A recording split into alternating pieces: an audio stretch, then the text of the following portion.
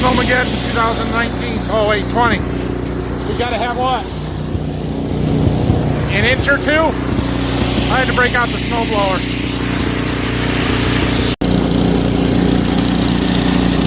Better than a shovel, I know that. There, got it all cleaned up. We're good to go now. Well, it was a treacherous drive in, but I made it to the farm.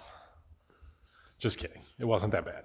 They were calling for 3 to 5 inches of snow. We did not get that, although it is still snowing. We may get some more, but not that big of a deal. So, couple things before we get rolling here at the farm today. Number one, I am not going to make it to Louisville to the National Farm Machinery Show this week. I would really like to be there, but with 2 little kids at home and a bunch of other stuff going on this week, it just makes it difficult for me to get away for 2 days like that, or that it would take, because Louisville is probably 4 or 5 hour drive from here, I would say. So enough that it's an overnight stay, and it's just not going to happen this year, maybe next year.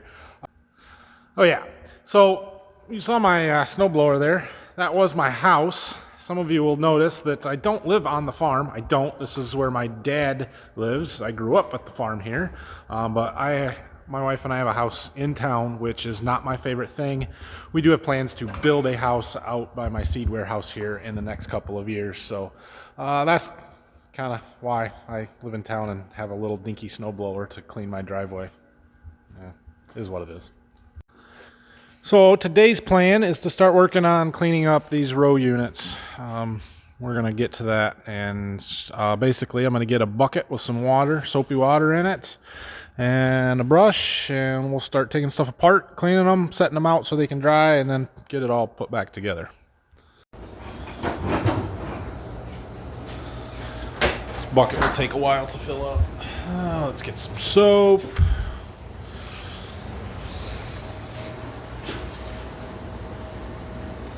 That'll do.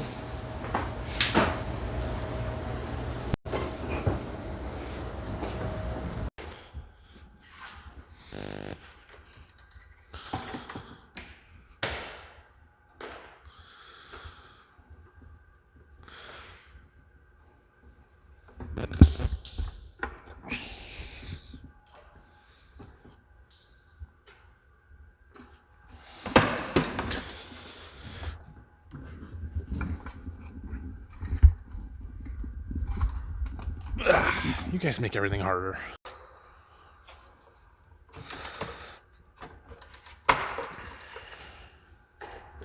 All right. This I'll take over and hit with the hose. The rest of that stuff, I'll just get a brush and clean them up in that bucket real quick. One other thing to check real quick before I do this is that this handle turns.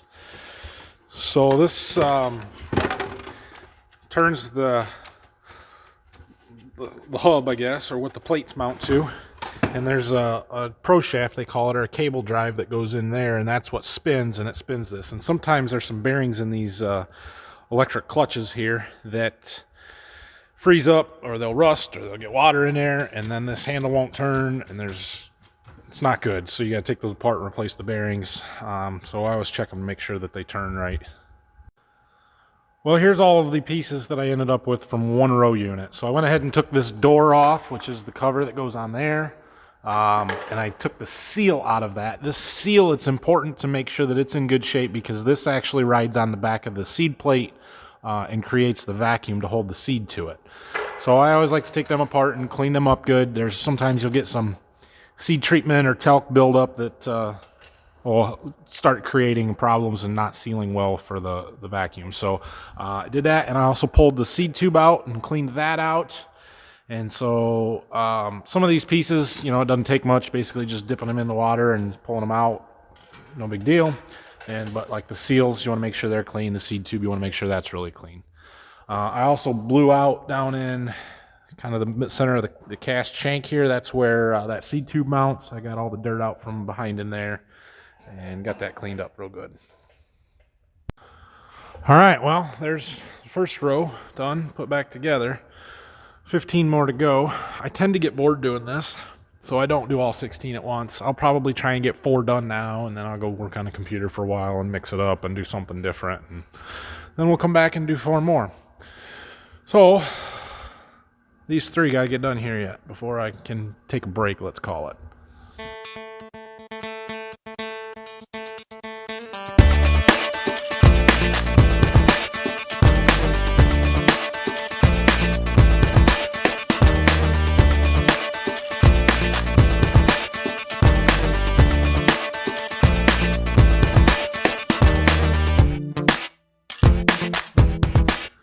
Well, I got my first 4 rows here done, and I'm ready for a break. So one other thing to note, I know it's probably a little bit excessive going through these with a toothbrush and cleaning them up, but I'm also looking for stuff that's damaged and anything that's worn out. And, you know, it's just a good way to get to know what's going on in your meters and the planner and everything. So it doesn't take that long and makes everything start out clean, so we don't have any issues that way.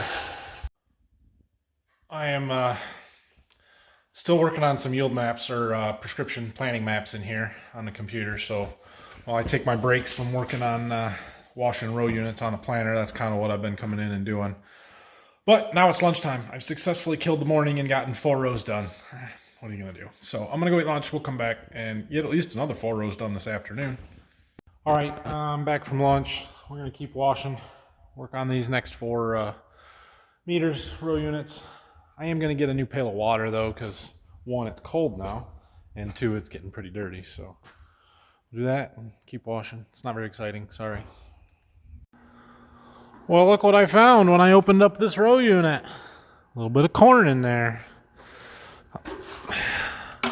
Apparently I didn't do a very good job cleaning it out this summer. Actually, I probably had the row unit empty, but when I unfolded the planner and set it down out in the driveway there the other day, it turned on the blower that blows the seed from the CCS tanks to each individual row, and there was probably a little bit of corn left in that one hose for some reason or other. So, gotta find something to put it in.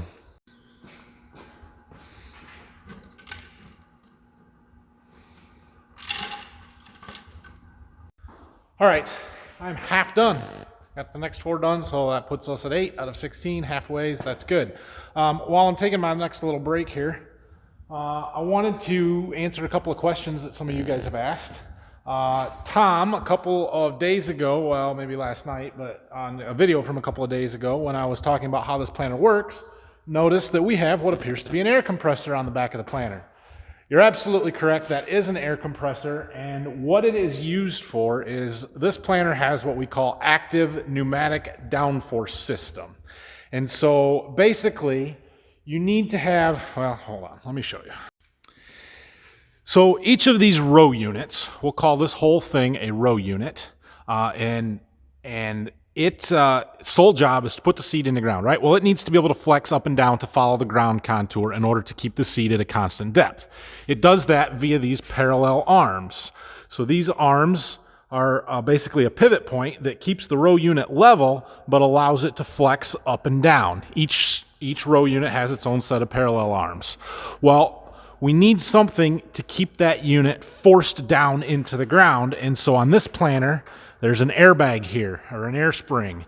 And so that air compressor up there supplies the air to keep those airbags inflated and pressing down into, pressing the row units down into the ground. Some planners, newer planners especially, or retrofit kits that you can put on, have gone away from the air in favor of hydraulic downforce. It's faster, a little bit quicker to react, and more precise than the air. Plus, you can do each row independently, whereas these, the airbags are all connected. You know, it goes from here to there, one right to the next, so they all have the same amount of air pressure in them all the time. Now, we do have sensors on this planner to read how much down pressure is on each row unit or downforce, and it will adjust the pressure in those bags as we go through the field. If it gets into a hard spot where the ground is harder to get the row unit into the ground, it'll put more pressure in it and push down harder. And if it gets into a sandier spot or something that's lighter ground where it doesn't take as much pressure, it will let off of it so that there's not so much weight on each individual row. So that's what that is. That is an air compressor. Good job. You guys are quite observant. The other thing that somebody pointed out just today, and I forget who it was, my apologies, but I have talked about how I'm making variable rate starter and seating maps on the computer, and he saw this contact tire, which drives our fertilizer pump, and said, well, how is that going to do variable rate? Good question. You're absolutely right. So it does compensate for speed, because the faster that I'm driving, the faster this tire, the lower tire turns, which turns this one faster. So that's the speed compensation. But there's also a little electric motor right here that actually changes the stroke or something or other inside the pump internally. So it turns the same speed all the time, assuming a constant ground speed, but it changes the amount of liquid that each stroke of the pump is putting out, depending on the rate that the computer tells it to put on. So that is how that works. And if you guys have any more questions, leave them down below in the comments. I will answer them, like you can see. So you know, I know that there's kind of this attitude that farmers are sort of stupid and don't know what they're talking about, just in general.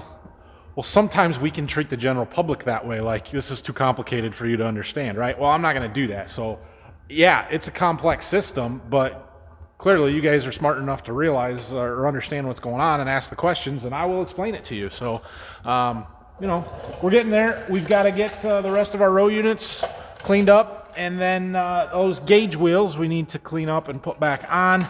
And I will explain kind of how those gauge wheels work and what their job is when we get to putting those back on. But basically that's our depth control system. So, well, I'm back to cleaning more row units up. And I finally found something problem that I've been looking for. So see that seed tube?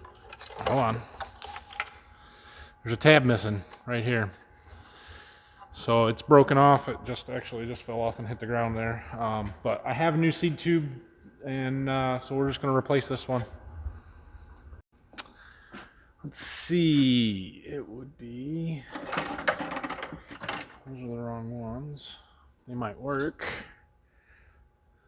Thought for sure that I had some more of those normal style ones. Those are sensors. Huh. I guess we'll put one of these in. These are just a different brand. They're made by Precision Planting. That's their wave vision sensors. I think we had them on one of our other planters, or our bean planter. And I don't know why. Apparently they got taken off, but I suppose it'll work. I just got a phone call from a truck driver bringing me seed. It's supposed to come tomorrow morning first thing, and he said he can be there in a half hour tonight. So I gotta go scrape my driveway out enough to get a truck in and out, which it shouldn't be too bad, but just want to work on it and make sure that he's not gonna get stuck in my driveway. So we're gonna go do that, I guess. I gotta go find a backhoe and kick Phil out of it. Well, Phil has done an awfully nice job on our driveways here, but I can't find him. I wonder if he took the backhoe down to his house, which is just down the road. So I guess I'm gonna have to call him. Actually, let's go down there and look and see how bad the snow is. Maybe we don't even need to do it. Well, I think I'm gonna call it good enough. I wouldn't be able to scrape much off of this anyway, so no big deal. All right, I'm working on row number 12. I've got it kind of washed. I just got to put it back together and put it back on, but I'm pretty sure my truck is either there or really close, so we'll come back to this. Corn truck today.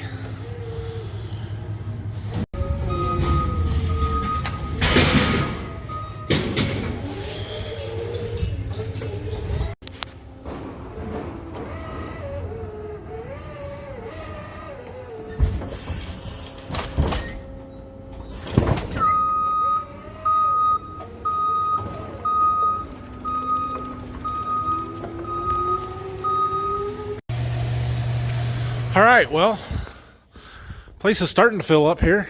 I got just a little bit more corn to bring in, not a whole lot, but I do have another 30-ish boxes of beans that need to come in yet, so we got to get some more stuff yet. All right, now that that's done, I'm going to put together this one last meter here, get it back on the planter, and then we're going to call it a night because it's after 5 already. All right, guys, that's going to do it for today. Hope you enjoyed it. If you got any questions, leave them below. Don't forget to like and subscribe to the channel if you have not already. If you have, I appreciate it. Thank you very much. And yeah, we'll talk to you guys tomorrow. Plan for tomorrow is to finish those last 4 rows that I've got to do yet.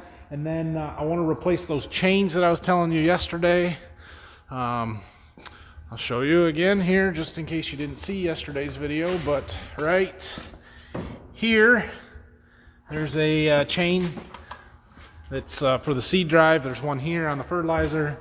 This longer one on this is the hydraulic motor that drives the seed shafts.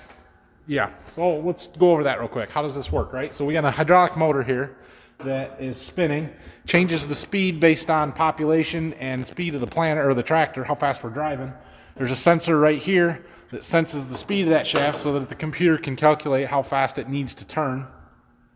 But then this chain turns this hex shaft down here. This hex shaft then is connected to each row. This is where the planter folds, so there's a split there. And then on each row, there's a little gearbox right here that's attached to that cable drive that I was telling you about. That cable goes from in that gearbox down to the gearbox on our row units. There's a little electric clutch in here that engages and disengages each individual row, and that cable is in there turning. It turns this shaft that then turns the seed plates.